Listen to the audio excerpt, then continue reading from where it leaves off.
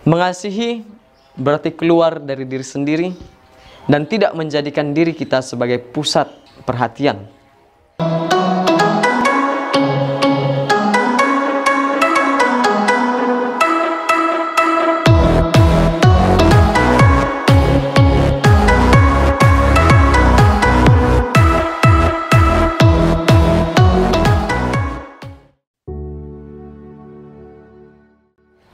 Selamat hari Minggu untuk kita semua, Bapak, Ibu, Saudara-saudari yang terkasih. Selamat berjumpa pada hari Minggu biasa yang ke-31. Pada hari ini kita disegarkan kembali oleh firman Tuhan mengenai dua jenis hukum. Hukum mencintai Allah sebagai hukum yang utama dan pertama, dan juga mencintai sesama sebagai hukum yang kedua. Ada sebuah cerita di mana ada seorang ibu yang bernama Ibu Margareta. Dia aktif dalam segala kegiatan yang dilaksanakan oleh gereja. Ibu Margareta ini juga setiap minggunya sangat rajin mengikuti perayaan Ekaristi. Ia juga seorang ibu yang ramah dan juga dikenal sebagai orang yang ringan tangan. Sering pula di rumah Ibu Margareta lewat seorang nenek tua, di mana nenek tua ini adalah seorang pedagang sayur, dan juga nenek tua ini memiliki kecacatan fisik, yaitu ia memiliki mata yang buta. Untuk berjalan pun ia hanya menjadikan tongkat yang dipegangnya itu sebagai penunjuk arah baginya.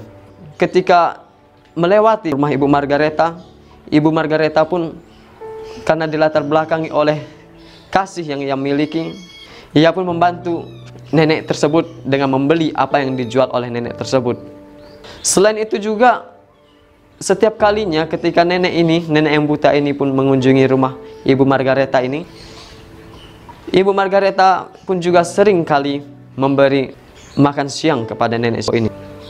Nah, Bapak, Ibu, Saudara-saudari yang terkasih, pada bacaan pertama kita mendengar bahwa Musa mengingatkan kembali kepada bangsa Israel tentang keesaan Tuhan. Hanya kepada Tuhanlah kita harus menaruh kepercayaan dan menaruh harapan kepadanya. Di sini Musa ingin menjelaskan kepada orang-orang Israel tersebut bahwa mengasihi Tuhan itu haruslah dengan segenap hati, dengan segenap jiwa, dan dengan segenap kekuatan. Apabila kita mengasihi Tuhan, haruslah dengan tulus-tulusnya. Peringatan yang diberikan oleh Musa kepada bangsa Israel itu pun agaknya sedikit keras. Ia menyatakan bahwa lakukanlah itu dengan setia supaya lanjut usiamu dan baik keadaanmu. Dari ungkapan kalimat ini pun kita dapat melihat bahwa adanya kenyataan orang-orang Israel menduakan Tuhan. Dan di sini pun Musa menekankan bahwa ketika kita melakukan dengan setia, yaitu mengasihi Tuhan, maka kita pun dapat memiliki keadaan yang baik, yaitu dapat menuju kerajaan Allah itu sendiri. Akan tetapi kenyataannya mereka menduakan Tuhan. Mereka membelut dari jalan yang sudah ditentukan oleh Tuhan. Hati mereka keras seperti batu, padahal Musa sudah berulang kali menyampaikan pesan tersebut. Sama halnya seperti Musa, dalam penginjil Markus sendiri mengisahkan bahwa Yesus menyatakan hal yang sama seperti apa yang dinyatakan oleh Musa. Dengarlah hai orang Israel, Tuhan itu Esa. Tuhan yang Esa itu tadi haruslah dikasihi sepenuh hati, sepenuh jiwa, dan sepenuh kekuatan. Apabila kita sudah mengasihi Tuhan dengan sepenuh hati, jiwa, dan kekuatan, maka kita pun dapat dengan mudahnya mewujud nyatakan tindakan kasih tersebut kepada sesama kita. Kasih kita kepada Tuhan mendorong kita untuk menjadi agen kasih kepada siapapun yang kita jumpai dalam kehidupan sehari-hari, terutama kepada mereka yang berkesusahan, mereka yang kecil dan yang terasingkan. Kita juga tentunya tahu bahwa sebagian orang ingin dihormati, dihargai, dan terlebih ingin dicintai. Dengan dicintai, orang merasa bahwa dia dimengerti, diterima, maupun diakui sebagai pribadi yang bermartabat. Akan tetapi sebaliknya, jika orang dibenci, dihina, bahkan dimusuhi, maka orang tersebut pun akan merasa tersakiti, terluka, dan terkucilkan.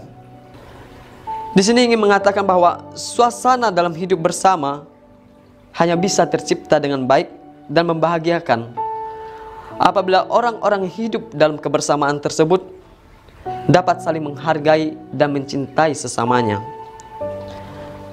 Berbeda halnya ketika suasana kebersamaan menjadi tidak nyaman apabila setiap orang tersebut hidup dalam permusuhan, pertentangan, dan tidak saling menghargai satu sama lain.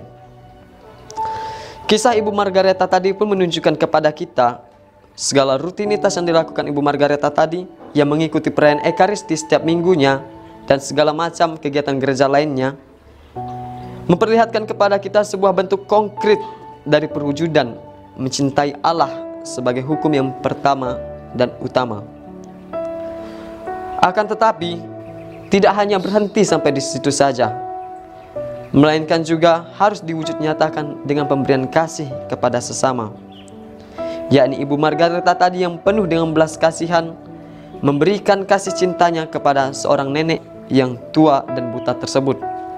Dalam hal ini pun Bunda Maria dapat menjadi pola hidup bagi kita untuk mewujud nyatakan tindakan cinta kasih tersebut kepada Tuhan dan sesama, di mana ia mengandung, memelihara, dan melahirkan Yesus yang adalah cinta itu ke dunia ini.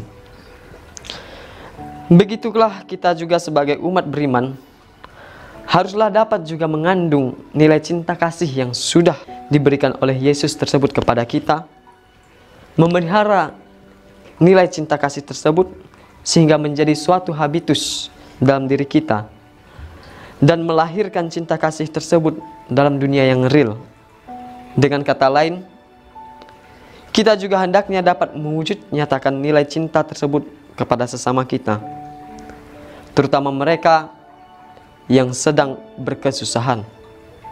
Maka dari itu, Bapak, Ibu, saudara-saudari yang terkasih, perlulah bagi kita untuk mengingat kembali bahwa kita ini adalah citra Allah.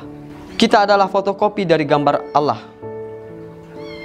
Untuk itu, apabila kita mengasihi Allah, maka semestinya kita juga dapat mengasihi citranya. Siapa?